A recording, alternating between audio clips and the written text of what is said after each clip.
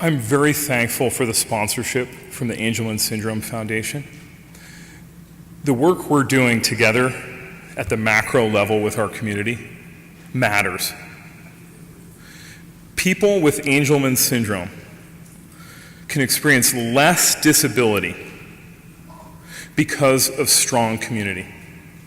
That happens at this level, coming together for a conference, sharing resources, advocating through the foundation with policy, practices, figuring out tough concepts like communication, anxiety, inclusion. By creating those systems of support in your home, in your child's preschool, helps your child experience less disability. And the World Health Organization talks about this definition of disability. That as the systems of support are increased, the experience of disabling conditions decreases. Okay. Has anyone heard the song that was played at Woodstock that has the lyrics, "Can I get a little help from my friends?" Right? Joe Cocker. I was at Woodstock 94 and I heard Joe Cocker get out and play that. Okay? We need a little help from our friends. We really do.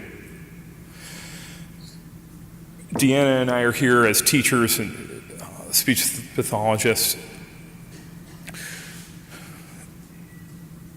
Our research work, what we hope to accomplish is that a family can come to us, like the young families I see in the back, and they say, "Gosh, I want communication for my child." And we can say, "Okay, we have a program to help you." Not just some app or some technology tool, but a comprehensive program where you yourself as a family member can get the knowledge and skill you need. What is that knowledge and skill? You've learned some today, you have some that you've gained in your life, but we're all hungry for more. And we're going to discuss some questions and get into the fine-grained details of that. One thing that has been a clear message is to use communication systems with children, to use it as your voice, to model it, as we say, and to show people the power of that, for good and for bad. To say that, hey, you're hurt. That mom, I believe it was Sarah Rivard this morning, talking about how they were playing with dolls and talking about the doll being sick. That was so brilliant. We want that knowledge and skill of how to use AAC and bring it into our child's lives.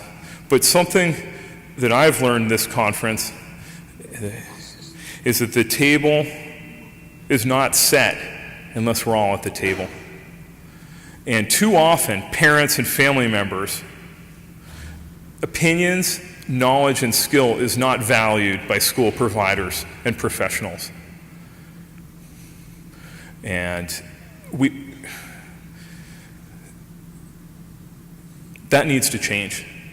And so hopefully we can work together to change that. And we can do that systematically by coming together, using tools like person-centered planning meetings to level the playing field and show that we all have a place in helping these children's lives. So one thing I just want to leave you with is that song. We all need a little help from our friends. And what Patty Gutierrez from Argentina said, who's an attendee here, it's never too early to get started, and it's also never too late. So if you're there and you're saying, my child's in their 30s, you're telling me all this stuff, it's never too late. And get some help from your friends. And let's talk about that in the questions, what that means and what communication supports mean.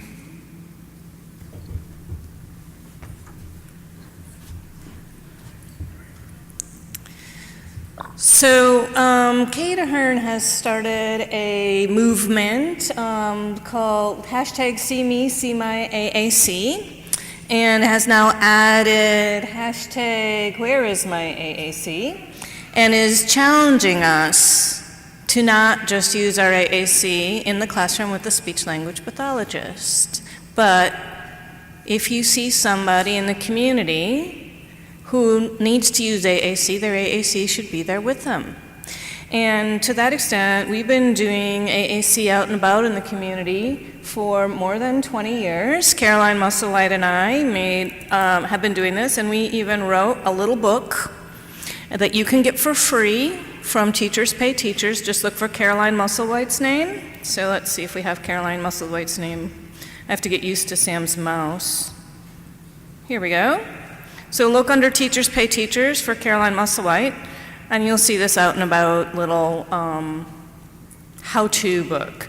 And some of the main things to keep in mind, and another author with us was Jane Odom. And when we think about why would we do an out and about book, at first we were thinking about what would be an authentic reason to use your communication device. You may not need to use it with familiar partners because what you've always used felt like good enough, especially for our students who figured out how their bodies work, use their body language really great with their families, and don't really want to do it another way. And so it might make a difference finding motivating environments. And so that's part of why we started it, was to say, like, well, just because they can talk with their parents doesn't mean that they can talk with everybody. Not everybody knows sign language and that kind of thing. So we were looking at expanding communication partners and communication opportunities. And so we were looking at who are we going to be having, why would we do it, and then who would come. And what was interesting also when we looked at, okay, so you have Angelman support groups and that kind of thing. And we started off thinking, well, we would have kids that had similar communication devices, and that way we would be sharing, the kind of strategies that worked with these kids, this language system. And we actually found that it worked so much better when we had diverse groups with different ages. And so when we were playing through the different photographs, there was a bowling time where we had our elementary kids hanging out with the adult group. It was summer, so we were able to have some different kind of flexibility in our meeting times. And so we looked at different groups instead of having homogeneous groups, and really identifying a wide variety of participants. And this also includes the families, and some came with teachers, some came with the babysitter, some came with grandma, some came with a sister or a brother. And so we had a lot of different kinds we have over time had a lot of different kinds of people supporting us. We have found that it doesn't really matter where we go, we can still talk about lots of different things. We end up a lot of times with food because we go meet after school. So usually we have to have something to eat, but we've also gone on the weekends to ball games and bowling, and we've just gone places where we could make something. So we went to the mall and hung out at the food court tables, or at the library at the tables there. So really having your meetings, there's a lot of flexibility where you go. Now, when you have speech-language pathologists designing your meetings, then you get to also think about AAC goals as part of your meetings. If your parents are leading your meetings, maybe they really are social, and maybe what you're doing is you're training more communication partners and more environments. Raising awareness of AAC can be a great goal in and of itself, and saying we're going to try to get together with other people in our community just so that people see us, see my AAC. People see that as being valuable, that the people in my community include all kinds of people in my community, and including those who use AAC. And so as a speech-language pathologist, we looked at social skills in addition to some kind of operational strategies, like when you go to order at McDonald's, make your order before you're standing in front of the person, or at Starbucks especially.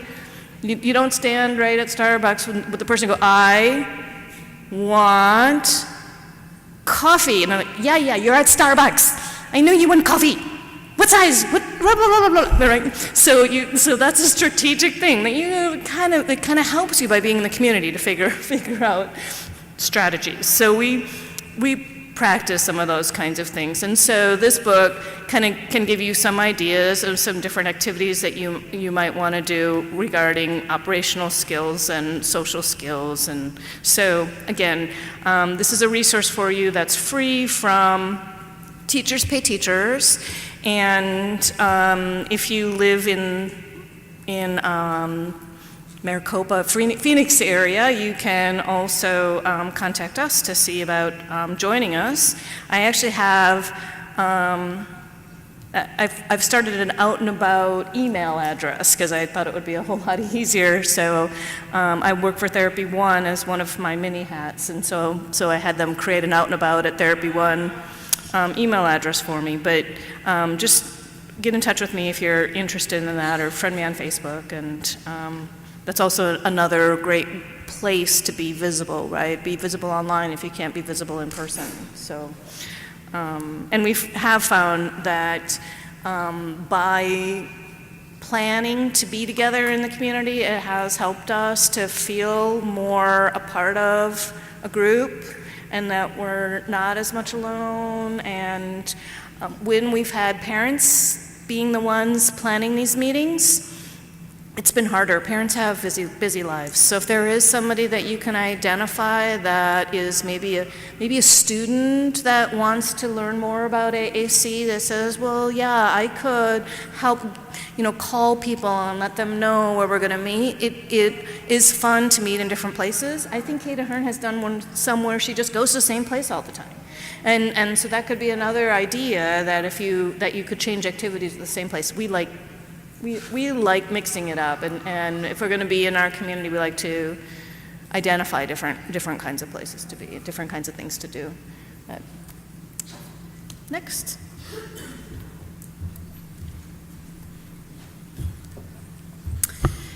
So what this conference has really done for me, and especially the last session we just had with Jaquie Mills, which I truly feel pity for anyone who missed it because it was that good, but I recorded it. And I'm going to post it in the ASF conference group so you can watch it any way you get a second chance. And you're going to have to, because I'm giving you that as mandatory homework, regardless of the age of your child. But what this conference has really made me think about is, even though I think of myself as a very capable mom, I'm very much alone without a lot of support on my journey with my daughter's communication too, right? And it was so validating to find out that the mom that I look up to more than any other was in the same position and was able to build a community of support around her. In our community, we haven't found a single speech therapist who really can begin to know very much about AAC. I presented at a conference, and our entire speech therapy team was in the audience, and I was kind of like, crap. I was really hoping that there's somebody in our little town who knows more than me, because honestly, if we're stuck with what I know, then we need some help. But I think what I've realized is that we do have a university in our town. We do have education students. We do have an AAC program with some really energetic young people. And I do like a guest lecture at our local AAC program. I can find somebody. I'm sure I can find somebody. And I can get a group of families together.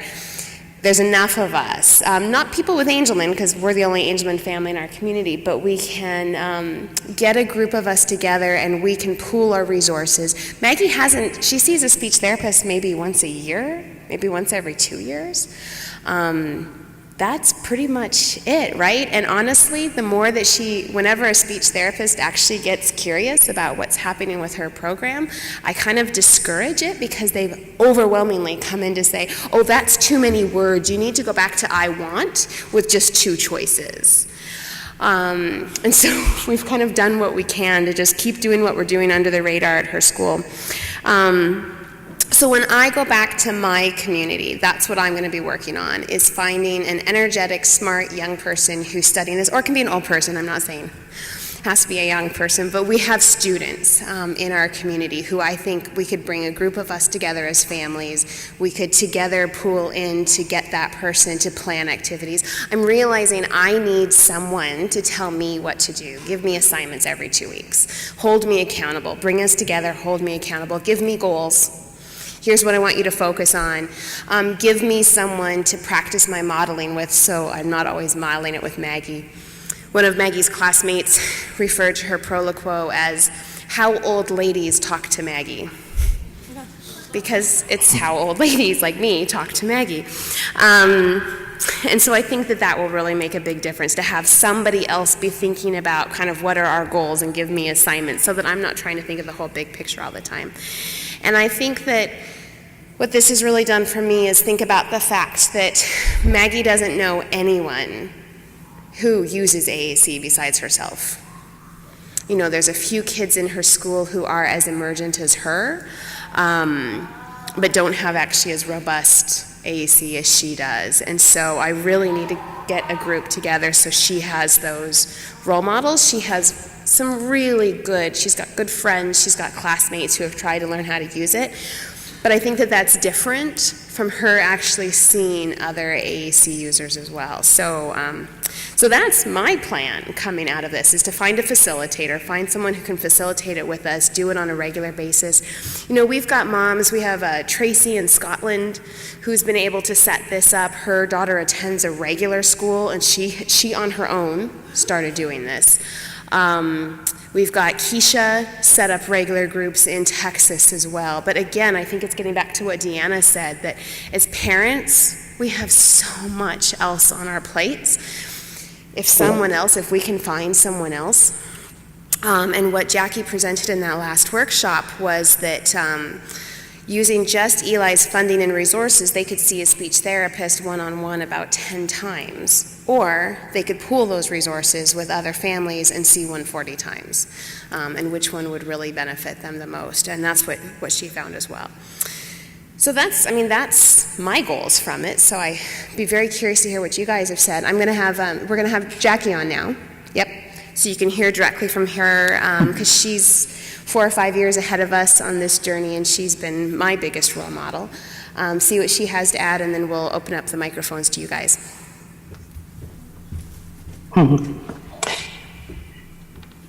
Thanks, Erin. I loved what Sam said at the start of this presentation, and I've got a really strong echo, so I've just got to adjust my brain to be able to cope with it. I came to my first Angelman Syndrome conference about 10 years ago, and I attended the conference in London in Ontario, and I saw a presentation by Susan Ewan, who has a son, Andreas, who had found friendship in adult life and was having, and still has, an amazing quality of life as a result of having real friendship and real relationships. And it certainly wasn't something that we had back then. And I came away from that trip with a vision of something different being possible. And I guess that's been the thing that I've pursued over the last decade with my son, who's now 26, is that real friendship and relationship are not only possible, they're really important parts of quality of life for people with disability throughout life, but especially in adulthood, and that it's never too late to start down that journey of relationship. And central to that happening is believing that people communicate, because communication's at the heart of having real relationships. And the other vision that I got from that first conference was, that people in the community can and do get to know and to love and to want to be with and to want to support our family members. And what holds us back often is our own lack of belief that that's a possibility. So I've come back from that trip and worked to create a strong network of friends for Eli, which has had a huge impact on his life.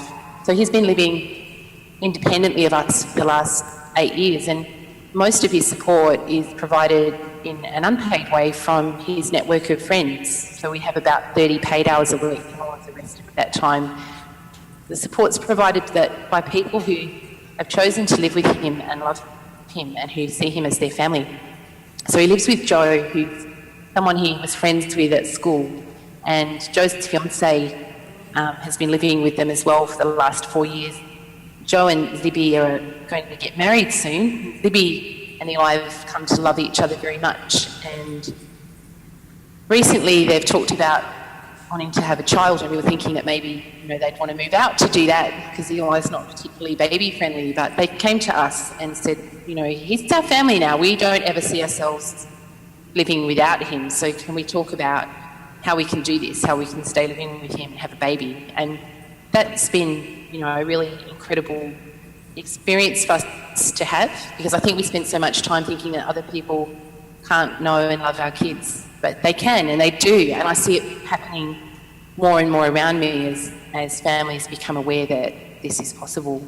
So I guess I just wanted to share that about what the end game of AAC is. It's about deepening relationship, and it's about having a vision and working towards real friendships that ultimately are enduring and support the person to have a really good quality of life and to be happy, which I guess is everything that we want for our kids.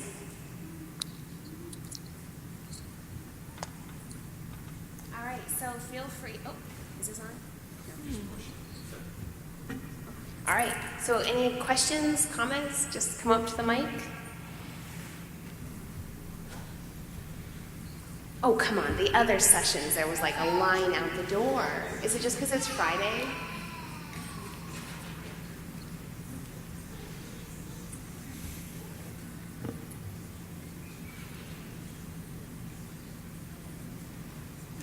What are your goals? Okay, if you don't have questions you want to share, then think about what your goals are, and I'd love to hear them. What you want to do following this. So I have a question from attending conferences where there are a lot of people who, with AS, who are teenagers or young adults, and I see that as a community, it doesn't seem to me we've figured out how to be an inclusive community with and for them. Because the behavior, these are people who don't already have necessarily full communication support throughout their lives, but also they're very big and strong, and their impulsive behavior means that other people don't want to be connected to them or are afraid of them for good reason, because there may be aggressive, or not even aggressive, like, I want to hug you, I want to get to know you. And I'm concerned that as a community, we're developing resources for people who are coming along the journey now. But we have people, and we can't wait from, when somebody who's 16 and hasn't had a device, and they keep coming to conferences or they go to events, and they're going to keep getting older. And I don't hear any conversation about it. I just see people trying to figure out individually how to cope with that. Either making a decision that they're going to figure out how to get close to that family. But it's really difficult to navigate that, particularly if you only see the person. These are not people who are in my town, who I see all the time. And I just, in terms of this creating community or making it work, I want to have this on the agenda and not just wait until maybe 10 years from now that they've figured out, they've got a communication device and it's working better for them in terms of, for their caregivers and their loved ones and for them. So I don't know if any of you have any thoughts about that. And I don't know how it is working for older people who are living in these communities, because it seems to me with the apraxia and the other kinds of things, that can't, just because you have a communication device doesn't mean you're never going to have a meltdown and never get frustrated and never drop onto the floor.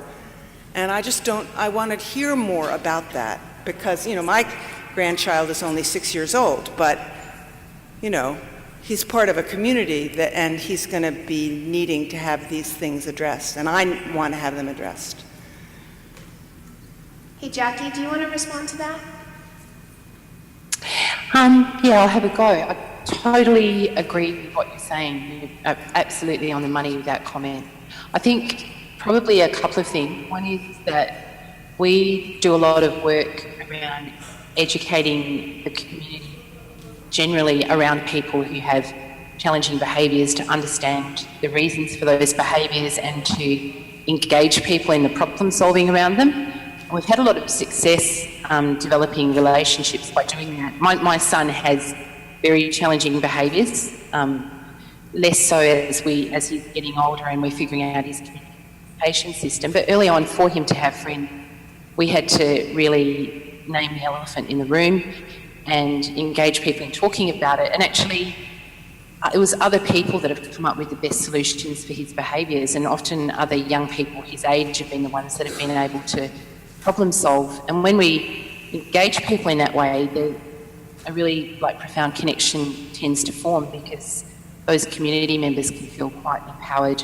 I think we do a lot of work around a non-expert approach to behaviour. It's very successful here in Western Australia, where I'm from, so we've acknowledged that there's certainly a role for professionals, but actually there's a lot of research evidence that says the best solutions for behaviours come from the people in the community where the person is, who know them well, who are able to think out of the box and with a non-clinical lens. So that'd be the first thing. Second thing would be that we started focusing on him being able to say what was wrong in his AAC, and that's resulted in significant decreases in his behaviour. And that's taken a couple of years, but he's got a page now with all of the usual things that go wrong for him that will result in behaviours, and he's telling us now, he's taking responsibility for that, telling us that it's happening and starting to ask for what he needs, which is really, really exciting.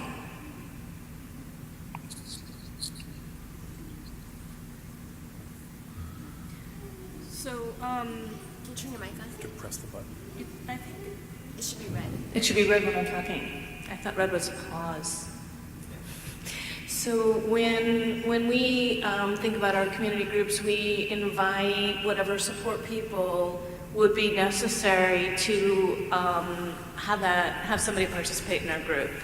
So it would be up to the family to say that we think it might take a couple of people, and we have had some individuals join our group without enough support. And it can be difficult. If I start a conversation with the mom, and that mom is the only person there with that child, it has happened where the child left. Fortunately, he was just in the bathroom, but he was gone. And so he went in to, play in the water in the sink, and while we were having a conversation. So I think that you do have to be planful in going somewhere and making sure that you have the support that you need. And also, by us having meetings in the same place sometimes, you can do kind of just a fly-through. And so we could have a brief time and then longer times with families at a location that's going to be really motivating to that student. And that's another reason why we try to do different locations, so that maybe they're not going to be coming every month, but they know that when we go to the yogurt place, they're going to make sure that they're there at the yogurt place. And maybe the first time they only do, a few greetings and a tasting of the yogurt, and then that's the end of their participation for that day. So people people are prepared for that idea that it may be a brief experience at first.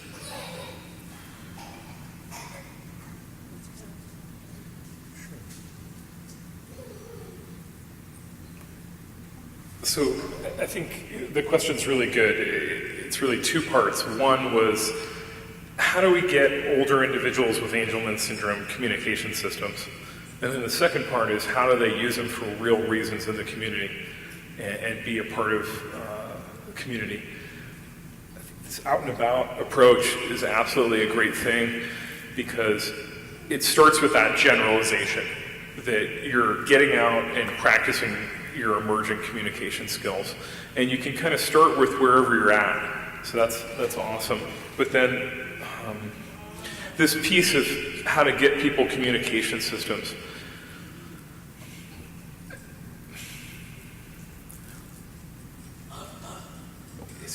just try and find people who are more knowledgeable. And some of it is that we don't have a clear network. If I had people stand up and raise their hand and go, oh, I need help with AAC in a different community, like Erin said, we don't have that go-to person. So part of our challenge and what we're going to try to overcome is I want to be able to have that where I can just meet someone on the street and start that process of referral. So that's a good goal for us as a community, to try to figure that piece out. Who has this knowledge and skill in our different areas, and how can we highlight those people so that they can share that with you in your journey? It's a good question. What other questions do you have? What do you want to talk about? Oh, let me just add one thing really quick. Kata Hearn wrote a blog post about self-talk. Do you think you could pull it up on your laptop? The self-talk? The self-talk, I can't remember what she called it. So Kata Hearn is a special educator in Boston who is simply brilliant. She runs a monthly AAC group for folks with Angelman syndrome. She has one for teenagers, one for children. And what she really focuses on, especially with our teens, is that self-talk in terms of helping them develop that internal language to self-regulate. Just to tell themselves that I feel I'm safe. To tell themselves I can control my hands. A whole bunch of different messages like that. And she helps them think about the difference and helps their families think about the difference between thinking to yourself, it's too loud in here, and then acting on it to say, please turn down the volume. That those are really two different parts and we need to break them up. And it's been really helpful because we've been trying to work through the same things with Maggie. Like, I actually can't bring Maggie to an Angelman syndrome event. She's often overwhelmed by her peers with Angelman.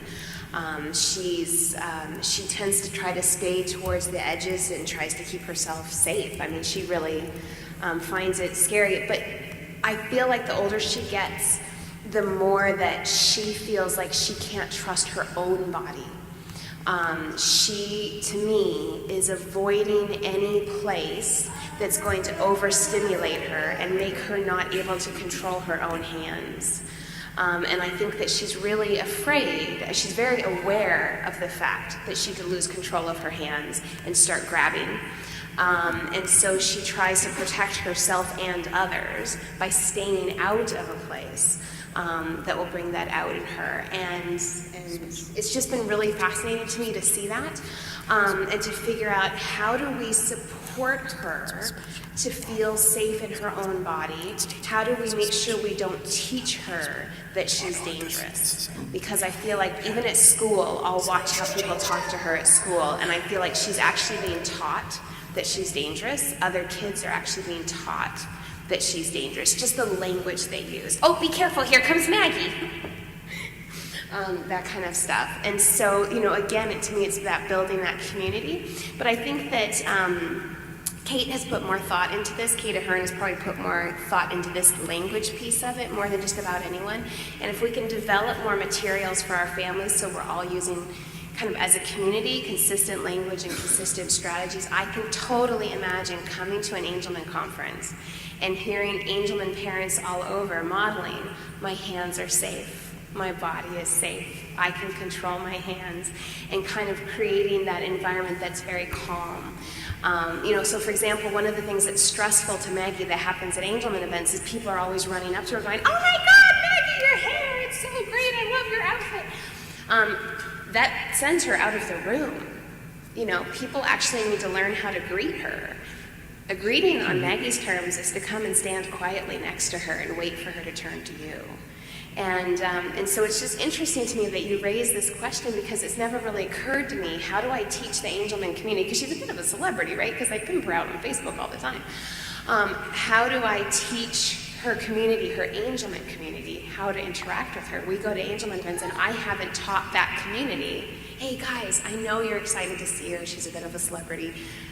Just quietly go stand next to her. Don't get in her face. Don't make eye contact. Let her approach you, not the other way, because that's how you're going to support her to stay really calm and feel safe. So it looks like Deanna has pulled up that blog. So Kate Hard's blog is called Teaching Learners with Multiple Special Needs. And I think the more that we can get her to share what she does in her teen group, a lot of it's in here in terms of the self-talk. But she's really, really thinking that through with kids right at that stage where that behavior is actually becoming kind of the most problematic, because it's that anxiety developing just as their bodies are getting a lot bigger.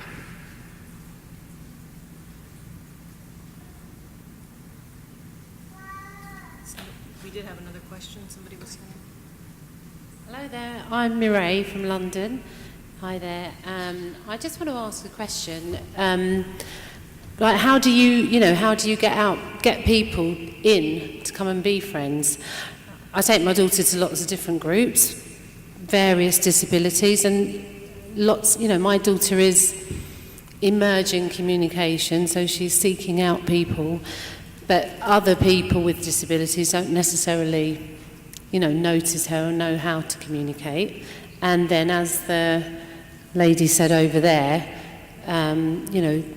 regular peers, it's a bit tricky having Jess there. She's going to grab your hair or might get a bite or something. So where do you get friends from? Because, we go around everywhere and, not necessarily people want to come on board and be friends with her.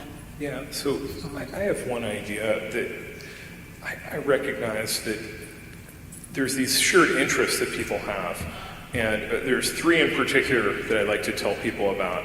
It's music. If you like this type of music, I like that type of music, we can be friends. Sport, right? People love soccer, right? In Europe, America, baseball, football, basketball. So connecting around those interests. And then the other one is art. Art is cool, and you can go experience art, you can make art. And so it's just one tip, is to try to find shared interests. Practically implementing that's going to be very particular, but there's open workshops where you can go to. There's okay. So yeah. When I first started hearing Mary Louise talk, it's because I was one of the forum moderators. We had something called the Angelin Syndrome Forum. Mary Louise Bertram is a special educator who had 3 or 4 kids with Angelin Syndrome in her class. And she was the first person I knew of to start talking about, really our kids being part of much more complex communication. And I met her because she was talking about what is possible, and the other parents were so angry with her. And obviously she didn't know kids like theirs. And I had to step in and say, look, we all know that she's crazy, but we have to be really polite in how we respond to her. Because I totally agreed with them. I honestly didn't think this was possible. And then as Mary Louise persuaded me to what was possible, as I started to understand it, I started to feel really guilty, because by then my own daughter was probably 8. She really didn't get AAC until she's 10. We've had big ups and downs. She had this great year in grade 7, and then she largely abandoned it as soon as she started middle school. And I think what Maggie showed us is that she would much rather be silent than a freak, and only freaks talk with iPads. And what 13-year-old girl wants to be a freak? So she just went silent, right? And very angry rejection of her AAC. And I was just really feeling guilty that we hadn't done more when she was younger. And Mary Louise said, it's not about getting an AAC system, it's about having a life you have something to talk about. And she said, Maggie has stories to tell. She's had activities. She's been in Girl Guides. She goes camping. She loves her Scottish teenage werewolf TV show. It's called Wolf Bloods. She has very strong musical preferences and music videos. She's become a huge Harry Potter fan, and it turns out she's not a Gryffindor, she's a Slytherin. What the hell? I mean, seriously, if you've read the books, you know my kid is at least a Hufflepuff, right? She's so not a Slytherin, but no, that's not what she would tell you. So while we're working on this, she actually has interests. When she wore a Gryffindor t-shirt to school, another girl started wearing Slytherin, and Maggie comes home and wants Slytherin t-shirts instead of Gryffindor. That tells me she has something to talk about. You should see the clothing that she picks out from the Hot Topic catalog. I actually ordered her one of the outfits because it was kind of cute, but it didn't work for her because it didn't have all the accessories because she wanted the black lipstick. I'm sorry, can anyone imagine putting black lipstick on someone with Angelman who likes to eat lipstick? No. But for all the mistakes that we've made, because we've made so many with communication systems, I do know that she has interests, and the interests give her something to talk about. Now, Maggie's a really unique kid, and my experience is the more unique you are, the larger the number of people you need to meet so that you can find your kindred spirits. I truly believe every person can find their kindred spirits. Those are your friends. But the more unique you are, the harder you have to find them. I'll tell you, I was a unique kindred spirit, or a kindred person. Did not have a success with friendships in middle school and high school, and it wasn't until I found an Angelman community that actually values my nerdiness that all of a sudden I'm like so mispopular at 43, but you should have seen me at 13. Because I have obsessive interests. My obsessive interest is Angelman syndrome, and it turns out there's this whole community that really appreciates that about me, right? And Maggie's even developing online friendships, because online you can connect with people, and some of the best relationships I have a friend who was in graduate school with me who is deaf-blind and really struggled with communication. Online, you can barely notice the disability. In person, he really struggled with communication, right? So so I would just be creative. Think about all the different ways that we can get together and connect with people. But if someone doesn't have friends, to me, it starts with really developing their interests, that there has to be. So for example, our community has a community drum circle. It meets outdoors in summer. Maggie loves it. She hates it in winter when it meets indoors. Maggie really loves seeing other people's houses, and one of her favorite things to do is go to real estate open houses. It's now becoming a cool teenage thing to do, because it turns out Maggie's not the only one who likes to do that kind of thing. That's actually where she's connecting most with friends right now as she starts high school, is the group of girls who are getting together to visit open houses together. A little weird, but the more unique your interests, the more unique you are as a person, the larger the number you need to meet, the number of people you need to meet to find those kindred spirits. Maggie's kindred spirits, her first one, she was about 5 years old. I would get this little sheet home with the first names of the kids she had played with, and there was a little boy she saw a lot who always was on her sheet, and then one day he stopped showing up. And I went to the school and I was like, I've noticed for about 3 weeks, this little boy, his name's not on her sheet. What did Maggie do to him? Did she pull his hair? Did she pee on him? I mean, seriously, like, what happened? How can we fix this? Because he was clearly a friend. And they explained to me that he was in Kingston because he had witnessed his father kill his mother. And our court system is all based in our little community. So he was in protective custody, and he had been moved from our school. He had gone nonverbal because of the trauma he'd been through. The only person he could connect with was Maggie. Maggie was the only person who could just sit with him, who didn't say, I'm going to make you talk, I'm going to comfort you, who didn't put him on the spot. That was her first kindred spirit. Somebody who just fully appreciated her for just the fact that she actually wasn't talking and putting him on the spot, right? And I just keep finding, so another kindred spirit she met was a woman in a nursing home when she was doing some brief volunteer work in a nursing home. And there was a woman who just was so excited to see her, and literally they would just sit together and sort of touch this pillow thing together. And because Maggie didn't put any pressure on her to do anything other than just be with her. And then she got really mobile, and that was kind of the end of that. But I truly believe there are people out there who need our children. They need to be in relationship with our children. Our children bring them something, whatever it is. They have something to offer. What Maggie does at 13 and 14 is she provides a safe space to be a young girl again, because her 13 and 14-year-old friends are all trying to be 21, and it's really destructive. But with Maggie, there isn't that same pressure. They can actually be young and silly again, and they'll do things like get out shaving cream and play with shaving cream, which they can't safely do with anyone else, because with everyone else, they're pretending to be 21. So just think of it that way, right? Just think about how where can we get our kids out where they can meet the most number of people? Because the more unique they are, the bigger the pool of people they need to meet in order to find those true friends. Jaquie, do you want to add anything? Yeah, so I've sort of spent a fair bit of time, a big part of the work I do now is teaching families and support staff how to facilitate friendships. And there is, I think we find a whole lot of things you can do that are more effective than others. And there's a lot of things that we naturally do as families which inadvertently sabotage friendships. So sort of becoming aware of those things is really important. I think just reflecting what Sam said is that I find it very rare actually that if someone joins a group of people where there's a shared interest that some kind of friendships don't develop over a period of time. Generally I find you need to allow maybe 3 to 6 months for that to happen. And when I've spoken to people who have become friends with Eli in his adult life as opposed to at school, they will say things like, well, I was really confronted by Eli at first and then I spent some time watching him, and that time was often a few months watching him, getting to know him, figuring him out. And then there was a point at which they decided that they liked him, they got him, and they wanted to engage in friendship with him.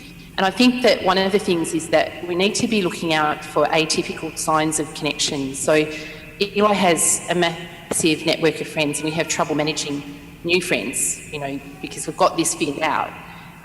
Not because he's particularly engaging, he's difficult to engage with because he, will ignore people most of the time. But his support staff know now to look for those fleeting moments where there might be a sign of connection, and they know that there's a point at which they need to be ready to act to support something to happen, if that makes sense. So when we started having kids home for play dates, for example, when I was at school, he was spending most of the time in his room, not engaging with them, and I could have easily given up, but what I had to learn to do was to notice there'd be a few moments where they were engaging. And I think that leads me to the next thing, which is around creating safe environments and that are safe for the person as well as for potential friends. So we learned to always invite 2 friends over for a play date, because if Eli wasn't going to engage, then there was someone else to be around. And that really helped a lot, and it made it easier for kids. And now we do the same thing now, but a little bit differently. Now he's an adult. We have every Friday night Eli hosts a dinner and his friends come, and that's what we usually invite new friends to. So if he's met someone out and about, him to say, I'm having a barbecue at my house, using his AAC, do you want to come? A lot of my other friends will be there. And it's like a safe place for people to make that transition from being someone that he knows from a group or someplace he goes to his house, and then they see that there are other people around and there's lots of people modelling how to be with him, and it's kind of a safe kind of way in. So I'm not sure if that's helpful or not, but that's some of the stuff that we start off talking about. How old is your child? 24. Okay. I worked on this chapter with David McNaughton on jobs and vocational interests. Does your child have a job? Okay. One way people make friends is through their jobs. And you might go, jobs? My child, you're listening, my child's not ready for a job. Well, there's all these alternatives with vocational interests and jobs. One of them that I learned about is called a micro-enterprise. It's where you start your own business, where it's kind of open-ended around your interest. And it's a nice way for people with complex disabilities to get started with a job. It might be selling a good that you make. It might be starting a coffee cart or doing something around a service. I live in central London, it's a very busy place. It's a busy place, and so it may be that you go to a business and you sell some bagels at that business, and it creates some social interaction.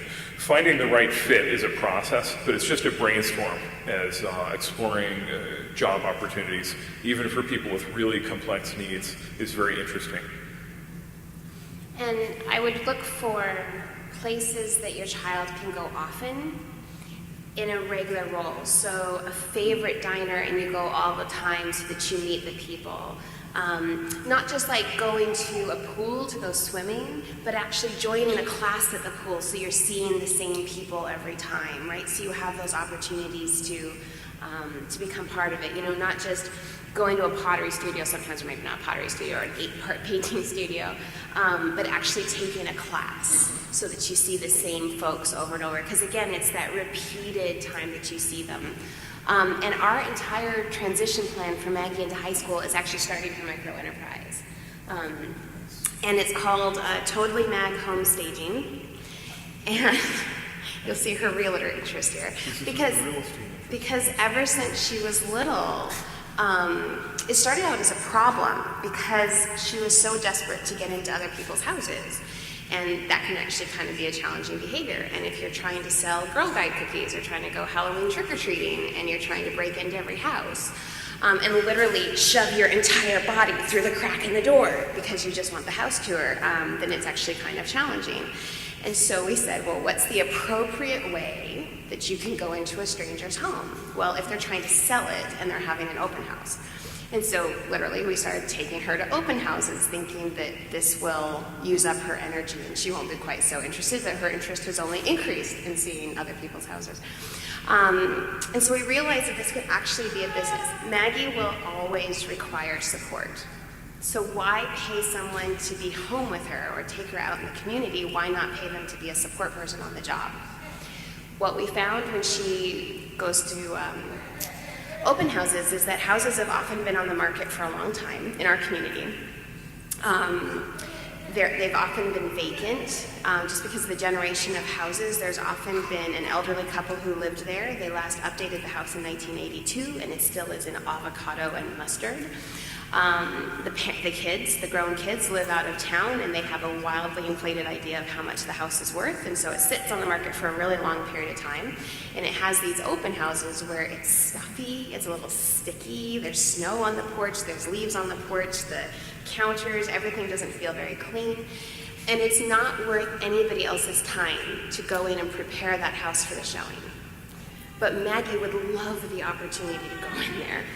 And she and her support person could go 2 hours before the open house, let her have her tour. She has to check out every room, literally every shower, every basement, every garage, all of that, do that, and then get down to work. And what we have found is that she actually loves wiping down surfaces. She thinks it's hilarious. She has one wipe in each hand, as long as she's doing it with someone else. Not if she's doing it because her mom asked her to, but as long as she's doing it with someone else. And so all through high school, her friends are getting job placements with her, going out. They're getting work experience in supported employment. She's getting work experience in her future job.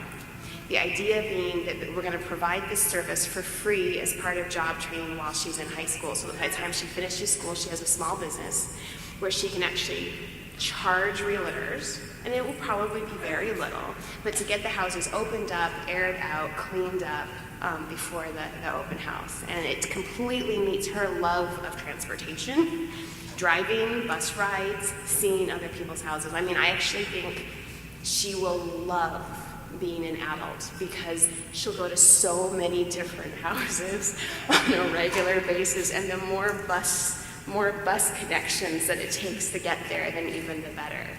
So that's our micro-enterprise idea. And in the UK, you actually have some better supports for this because if you can get hooked up with like Helen Sanderson and Associates and some of the personalized planning around the personal support budgets, I can help you find some folks in London who could do that because you can actually, you've got more flexibility and there's some more creativity in your system than actually in many of the states in North America.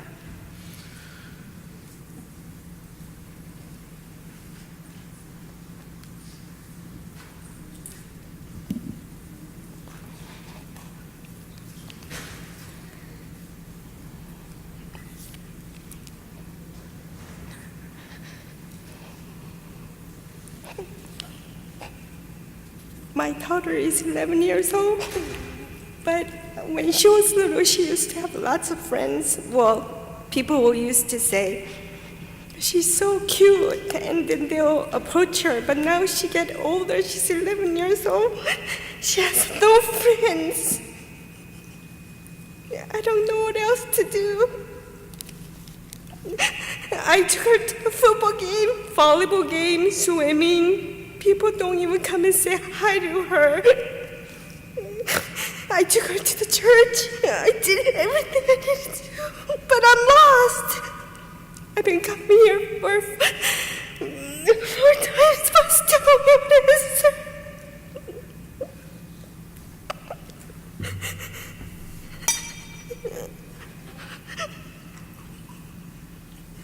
I just don't know.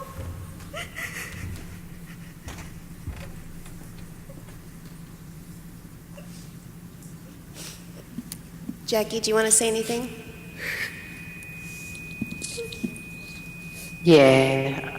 Look, I think it's one of the most vulnerable areas, right, that we all feel. You know, I remember back when my son was a teenager, sort of starting this out, and it's a really scary thing to do because the hurt of rejection, you know, like you're saying, is one of the most intense things that we can have. And I think that this is an area that we need to look at, a bit like communication. We need to look at it more systemically, that it actually isn't the best thing, and it's not right that we as parents end up being the facilitators of friendships for our children because of that vulnerability that we feel. And if we look at the practice of supporting friendships, which has worked sort of over the last few decades, it's been where there's been somebody usually in a paid role that's actually taking that job on, so that we're a little more protected from it, and you know, having people and thinking about what the practice is that those people need to know. I will say, you know, I experienced a similar thing with my sons. So friendships were easy. They're always easy in primary school, relatively, you know, though it's easier. And then as kids start to get older, they tend to start falling away. And one of the things that we do is think that it's because the other kids are getting older and our kid isn't. But I don't think that's what it is. I think that as kids get older, they start to develop more adult interests. And when my son's friends started falling away and excluding him from things they were doing, the thing I learned to do was to go and talk to them about it. I think that's one thing, to have friendships. We need to be open and okay to have really frank and honest conversations with people and to hear stuff. And, you know, what I was surprised by when I talked to his friends who were quickly falling out of his life was that they were growing up and they were starting to have adult interests, and they didn't know if it was okay to include him in those, and they didn't want to do the wrong thing. And so we had to about adult subjects like sex and boyfriends and girlfriends and all of that kind of stuff around pre-puberty. And they need some help to know that it's okay to talk about that stuff with their friend who has a disability, and we need to support the friend with a disability to be able to join in those activities. And I think we need to have that conversation out there and open and saying, what's it going to take for these friendships to be maintained? I think something else, and you know, I never did any of that stuff. I was way too scared. I got someone else to do it. And as Eli got older, and it did get difficult during the teenage years to maintain his friendships, I employed a couple of people to talk to his friends without me in the room and without Eli in the room either, about what they wanted the friendships to look like. And actually they did want to be in relationship with him, they just didn't know how, and they didn't know, sometimes they did want to have paid support, but they didn't know how to come and say that to me. So what I got external people to do was to come and do a relationship plan with every single one of Eli's friends, where they said, this is what I need this to be. And that's what we followed through, and that's how we've maintained the friendships sort of throughout his life and into his adult life. But really want to say, I think, to be real, we need to develop a professional practice around this and a professional role, because it is by no means easy. There is high risk of everyone getting hurt, and as for communication, we need a lot more robust support. And I'm so sorry that you're having this experience. I really am, and I just want you to know that probably why it's happening is not rejection of your child, it's lack of support for those friendships, yeah? It's just that before I go anywhere, I start getting anxiety because my daughter starts saying hi to people and then just walk away, and then knowing my daughter's expression And I think it hurts me more than her. And then I start getting anxiety, then I start packing, and we gotta go, and I don't want to be crying in front of public. So then that kind of shuts everything down. So it's a whole hot mess. I think it's really important that us as moms do not support our kids in their friendships, especially once they're over the age of 10, because we were once cool, and younger kids are used to having adults around, like at play dates and stuff, but something really shifted with Maggie's friends right around age 12, I would say, where I realized it was highly inappropriate for me to actually be there. And there were a few things that were happening. Partly, they couldn't act like 12-year-olds because there was an adult there. They couldn't act like 12-year-olds because there was a mom there. But it was, I lost whatever that thought was. But it just didn't work for me, and I know what it was. I took all of the interactions personally. I have, as a mom, experienced too many rejections of Maggie. I do not have the resilience to be the one facilitating her friendships with other people, because I can't separate my feelings as a mom from how people respond to her. And we get very limited support dollars. But what we've been able to do is use those limited support dollars to hire girls who are older than her to be those facilitators, and to also be the ones having those conversations with other girls. So for example, when Maggie started middle school, it was horrible. It was absolutely horrible. She just disintegrated very quickly, and she was coming home within 30 minutes every day, and I followed her at school and found that even kids who had gone to school with her for 8 years in elementary school were pretending they didn't know her in middle school. She was approaching girls, and girls were like, "Oh," and acting afraid of her, and calling for the teacher, and calling the educational assistant, and her own friends completely turned their backs. They would see her coming, and they would go the opposite direction. And I was so devastated. And what I found out was that it was actually very little to do with Maggie. Maggie's older girls were able to talk to the younger girls. Maggie's friends, her peers, were at that stage where who you hang out with is who you are. And they were in a middle school where there were kids who'd been in inclusive settings and kids who hadn't, and the culture was so mean and so exclusionary, and they were already so on the fringe that they didn't have any room to be associated with a special education student. And they would spend the weekend with us and go off on adventures and then ignore her Monday morning at school and pretend they didn't know her. And I was so devastated. I just felt so angry and so betrayed by this. And actually Jaquie helped me think this through, that this is Maggie's relationship with them, and I have to somehow separate myself out of it. What I realized that we really failed to do was plan for how Maggie's friends would be supported to be friends with her in middle school. That you need support to be friends with Maggie. It's not just something that magically happens. In middle school in particular, it is a mean, mean culture, and we should have predicted it.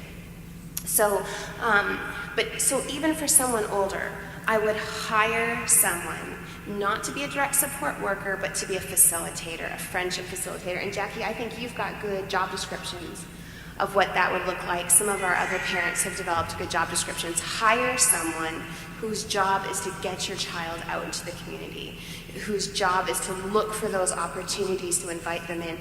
Protect yourself from it. We have to protect ourselves from the rejection.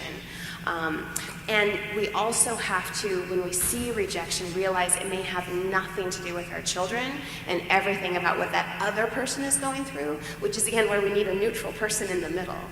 And then I think having that conversation with people when they are interested in being friends is kind of what's the nature of the friendships that they want to have.